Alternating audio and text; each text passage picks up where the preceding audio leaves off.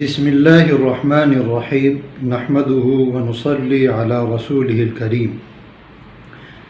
السلام علیکم ورحمۃ اللہ وبرکاتہ۔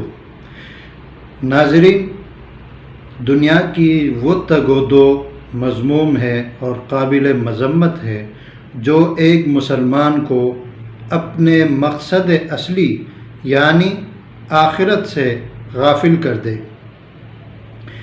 یہ اس وقت ہوتا ہے جب انسان کے دل و دماغ میں دنیا اور دنیاوی مال و متاع کی محبت سرایت کر جاتی ہے۔ وہ دنیا میں اس قدر منہمک ہو جاتا ہے کہ اللہ تعالیٰ کے حقوق بھی پامال ہو جاتے ہیں اور بندوں کے حقوق بھی پامال ہو جاتے ہیں۔ مسجد سے اذان کی آواز تو وہ سنتا ہے لیکن نماز کے لیے نہیں جاتا۔ اللہ تعالیٰ کے لیے 5-10 منٹ کے لیے کاروبار بند کرنا اس کے لیے مشکل ہی نہیں، ناممکن معلوم ہوتا ہے۔ لاکھوں کروڑوں روپے کمانے کے باوجود 2.5% زکوٰۃ ادا کرنا اس کے لیے ایک بوجھ محسوس ہوتا ہے۔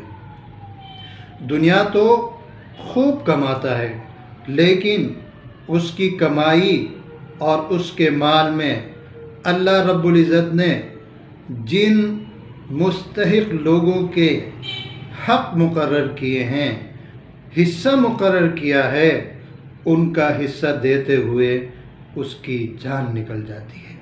قرآن پاک نے فرمایا والذین فی اموالہم حق معلوم للسائل والمحروم، سائل اور محرومین کا حق ایمان والوں کے مال میں اللہ تعالیٰ نے مقرر کیا ہوا ہے۔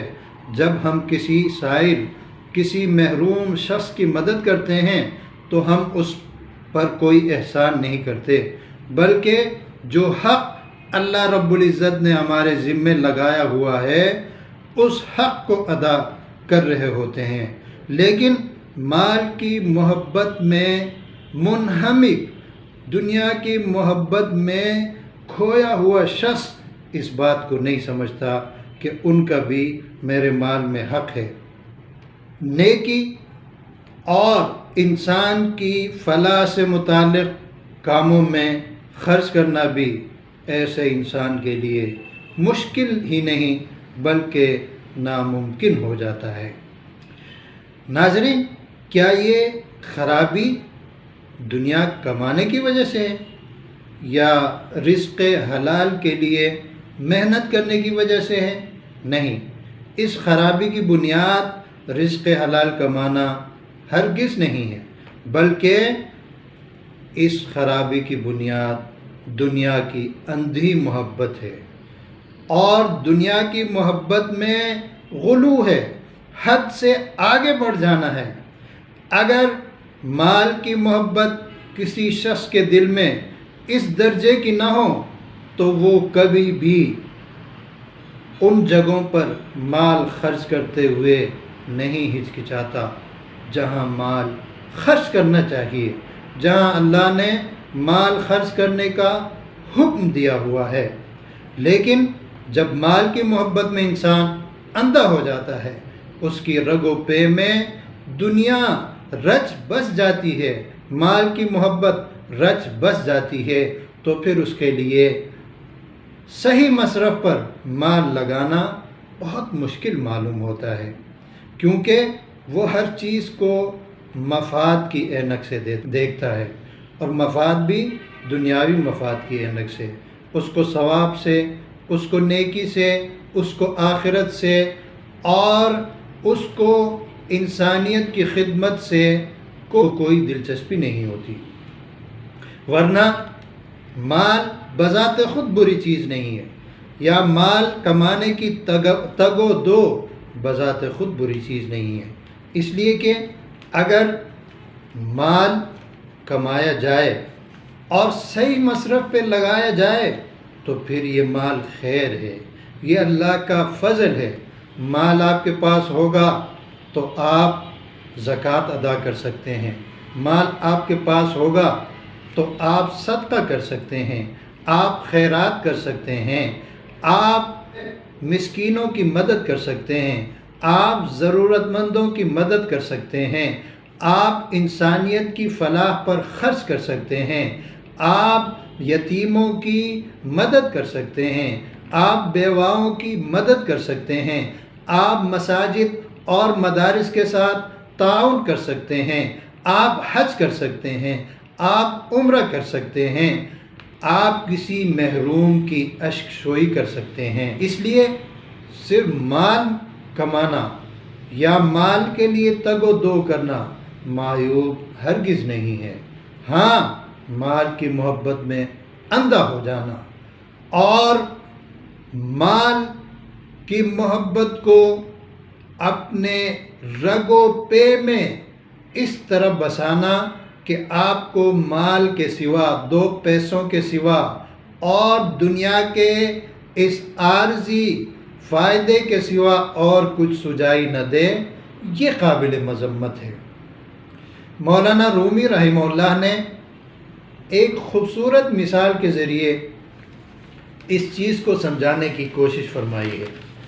مولانا رومی رحمہ اللہ فرماتے ہیں کہ انسانی زندگی اور دنیاوی مال و متاع کی مثال کشتی اور پانی کی سی ہے، جو ایک دوسرے کے لیے لازم و ملزوم ہے۔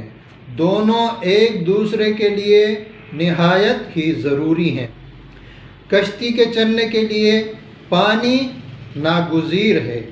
یہ پانی کشتی کے لیے اس وقت تک فائدہ مند ہوتا ہے جب تک وہ پانی کشتی کے باہر رہے، لیکن جب یہی پانی خود سے کشتی کے اندر گھس جائے یا پھر کشتی والا پانی کی محبت میں کشتی میں ایک سوراخ کر دے اور پانی کو اندر آنے کا راستہ دے دے، تو پھر یہی پانی اس کشتی کے ڈوبنے کا سبب بنتا ہے، اس کشتی کی تباہی کا سبب بنتا ہے۔